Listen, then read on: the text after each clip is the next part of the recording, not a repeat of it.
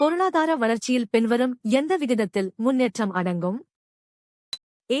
வேலையின்மை விகிதம் unemployment rate. B. வட்டி விகிதம் இன்ட்ரெஸ்ட் ரேட். சி. வறுமை விகிதம் பவர்ட்டி ரேட். டி. பணவீக்க விகிதம் இன்ஃப்ளேஷன் ரேட். சரியான பதில் சி. வறுமை விகிதம் பவர்ட்டி ரேட்.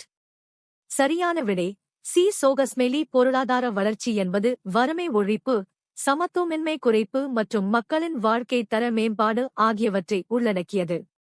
வறுமை விகிதம் குறைவது ஒரு நாடு உண்மையான வளர்ச்சியை அடைந்துள்ளதை காட்டுகிறது. ஜிஎஸ்டியை அமல்படுத்திய முதல் நாடு எது? A. India India. B. America United States. C. Germany Germany. D. France France. சரியான பதில் டி. France France. சரியான விடை டி. சோகஸ்மெலி. 1954ஆம் ஆண்டில் ஜிஎஸ்டி வரியை உலகிலேயே முதலில் அமல்படுத்திய நாடு பிரான்ஸ் ஆகும். தற்போது இந்தியா உட்பட 16க்கும் மேற்பட்ட நாடுகளில் இந்த ஒருமுனை வரி முறை நடைமுறையில் உள்ளது. கல்வி, பயிற்சி மற்றும் சுகாதாரத்தில் முதலீடு செய்வது எதற்கு பங்களிக்கிறது? ஏ. மனித வளங்களை குறைப்பதற்கு. பி.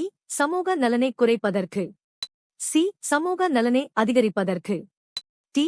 மனித மூலதனத்தை குறைப்பதற்கு. சரியான பதில் சி. சமூக நலனை அதிகரிப்பதற்கு. 5. சரியான விடை சி. சோகஸ்மெலி. கல்வி மற்றும் சுகாதாரத்தில் முதலீடு செய்வது மக்களின் வாழ்க்கை தரத்தை உயர்த்தி சமூகத்தின் ஒட்டுமொத்த நலனை மேம்படுத்துகிறது. இது ஒரு நாட்டின் மனித வள மேம்பாட்டிற்கு HRD மிக முக்கியமான காரணியாகும். ஒரு பொருளாதாரத்தில் உற்பத்தி மற்றும் நுகர்வு தொடர்பான 2 வகையான நிறுவனங்கள் யாவை? ஏ. தொழிலாளர்கள் மற்றும் முதலாளிகள். பி. வங்கிகள் மற்றும் பெருநிறுவனங்கள். சி.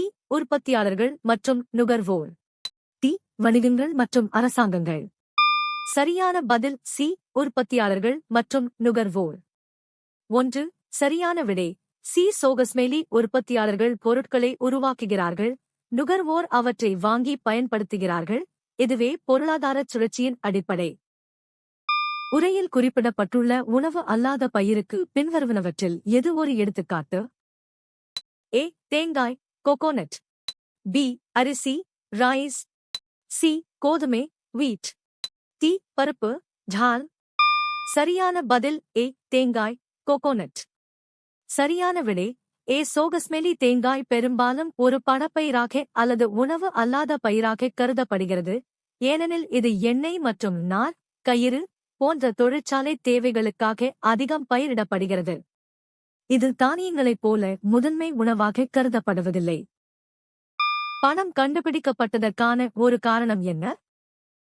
ஏ. மசாலா பொருட்களைச் சேமிக்க. பி. நாணயங்களைச் சேகரிக்க. சி. வர்த்தகத்தை எளிதாக்க.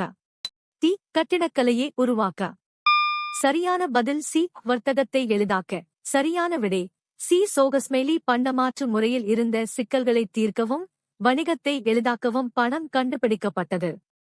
இது பொருட்கள் மற்றும் சேவைகளை வாங்குவதற்கும் விற்பதற்கும் ஒரு பொதுவான ஊடகமாகச் செயல்படுகிறது.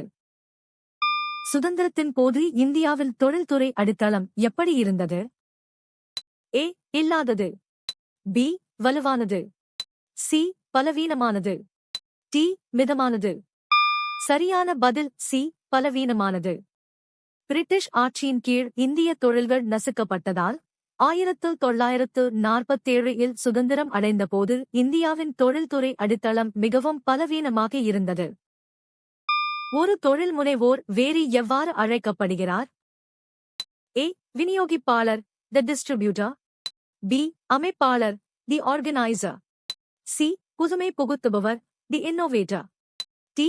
முதலீட்டாளர் தி இன்வெஸ்டர். சரியான பதில் பி. அமைப்பாளர் தி ஆர்கனைசர். 3. ஒரு தொழில் முனைவோர் நிலம், உழைப்பு மற்றும் மூலதனம் ஆகிய உற்பத்தி காரணிகளை ஒருங்கிணைப்பதால் அமைப்பாளர் என்று அழைக்கப்படுகிறார். இவர் உற்பத்தியில் ஏற்படும் அபாயங்களை ஏற்றுக்கொண்டு லாபத்தை நோக்கமாக கொண்டு செயல்படுகிறார். புனித ஜார்ஜ் கோட்டை சோழமண்டல கடற்கரையில் ஆங்கிலேயர்களின் தலைமையிடமாக இருந்த எந்த குடியேற்றத்தை இடம்பெயர்த்தது? A. Calcutta Calcutta. B. Masulipatnam Masulipatnam. C Surat, Surat. D Pondicherry, Pondicherry. சரியான பதில் பி மசூலிப்பட்டினம், மசுலீப்டனம். 9. ஆங்கிலேயர்கள் 1611 இல் சோழமண்டல கடற்கரையில் மசூலிப்பட்டினத்தை முதல் குடியேற்றமாக அமைத்தனர். ஆனால் 1640 இல் புனித ஜார்ஜ் கோட்டை, சென்னை கட்டப்பட்ட பிறகு அதுவே அவர்களின் தலைமையிடமாக மாறியது. எந்தவொரு சமூகத்திலும் இடப்பெயர்ச்சியை முதன்மையாக தீர்மானிப்பது எது? ஏ வளர்ச்சி செயல்முறையின் தன்மை. பி கலாச்சார மரபுகள். சி மக்கள் தொகை அடர்த்தி. டி புவியியல் இருப்பிடம். சரியான பதில் ஏ வளர்ச்சி செயல்முறையின் தன்மை. சரியான விடை ஏ வளர்ச்சி செயல்முறையின் தன்மை.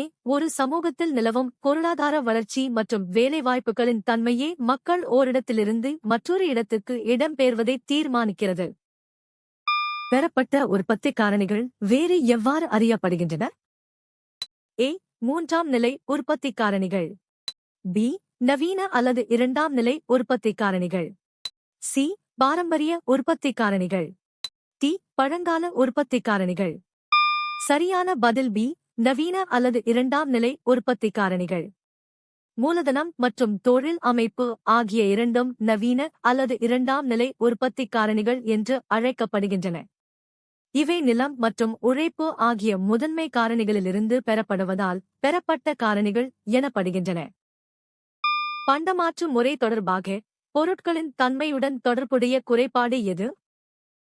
ஏ செல்வத்தை சேமிப்பதில் எளிமை. பி பொருட்களின் பங்கீடு செய்ய இயலாமை. சி பொருட்களின் பங்கீடுதன்மை.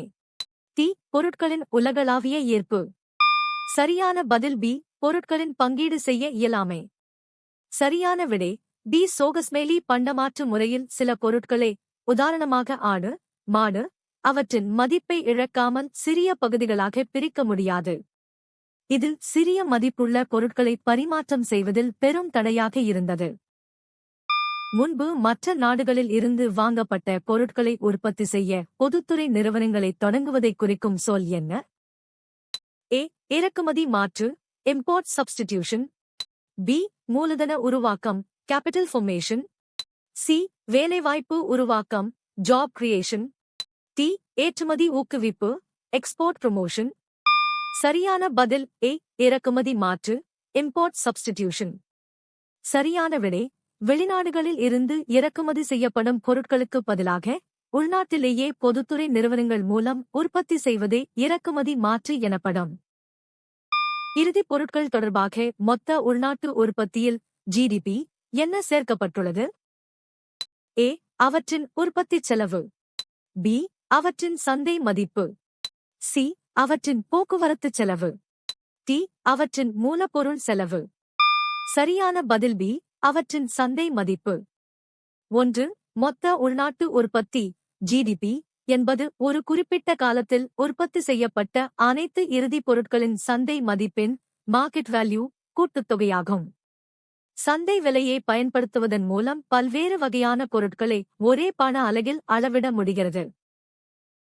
சாதாரண மொழியில் மூலதனம் என்றால் என்ன? ஏ பொருட்கள். பி பணம். சி உழைப்பு.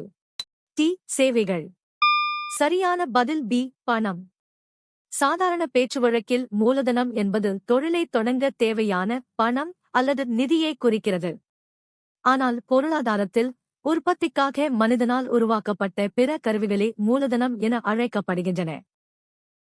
கிபி 12ஆம் நூற்றாண்டில் இந்தியாவில் பயன்படுத்தப்பட்ட தங்கம் மற்றும் வெள்ளி நாணயத்தின் பெயர் என்ன? ஏ பைசா, பேசா. பி டாங்கா, டங்கா. சி ஜிட்டல்கள், ஜிட்டில்ஸ். டி ரூபியா, ருப்யா. சரியான பதில் பி டாங்கா, டங்கா.